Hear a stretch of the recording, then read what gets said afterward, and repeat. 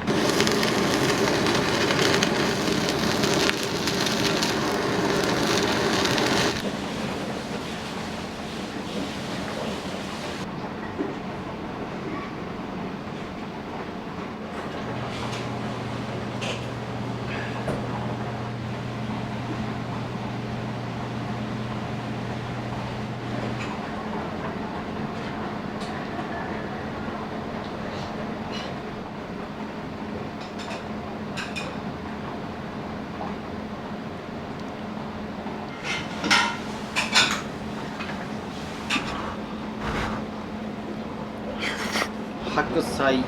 人参、ニラで砕きニンニクとおろしニンニク、仕上げにもやし、青ネギでチャーシュー、スープとラーメンの返しと自家製のチー油とでごま油が入ってるって感じですね。野菜がもうクタクタにならないようにシャキシャキを残すように心がけてはいます。うちは営業時間中に奥でスープを炊いてこの味やと思った時にスープをこして冷めるまで冷やしてで冷蔵庫で1日寝かして次の日のお客さんに提供するって感じで今はそういうスープの出し方やってますね。煮豚になるとは思うんですけど基本的には豚バラを使ってます。4等分して紐で縛りで最初ボイルしてでその後タレ漬け、最低1日寝かしてでお客さんに提供したい時は2日は寝かして提供させてもらってるって感じですね。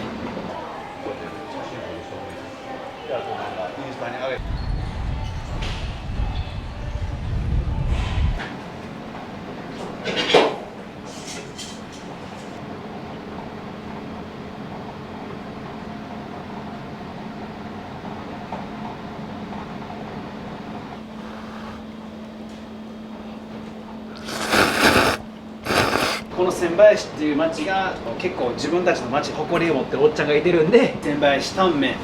でもなんかインパクトだなって僕一応村上なんで千林タンメン村上にしました。受け狙いというか面白いかなと思ってで千林タンメン村上にしました。はい。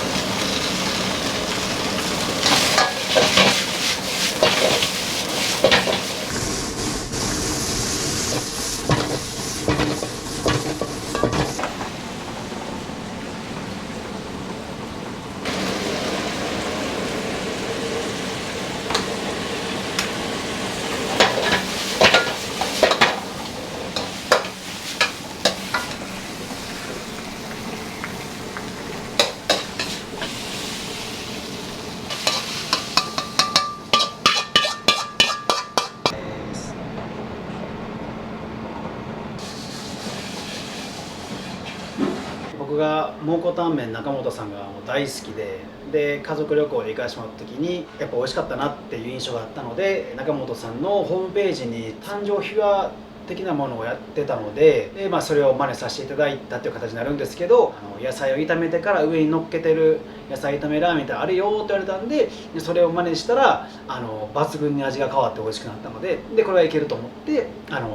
ンメンを作る。もう人気メニューになってるんですか？もうほぼほぼそうですね。常連さんの方もタンメンしか頼まれないですね、はっきり言うと。はい、1964年で僕のおばあちゃんが創業しました。その時は名前はみそのっていう名前だったんですけど、半年も経たないうちにおばちゃんのとこに変わったとはお話を聞いてまして、僕がちっちゃい頃にもう亡くなったのでおばあちゃんの記憶は喋った記憶も全くなくて、でその後父親が継いで母親と結婚し、で2020年の東京オリンピックのタイミングで両親が体が続くようやったら続けようか、もしもしんどかったらもう閉業しようかと話を聞いておったので、僕その時飲食で働いてたのでやらせていただいて、もともと南森町でやったところが都市開発の立ち退きでなってしまったので、今もやらせてもらってるって感じです。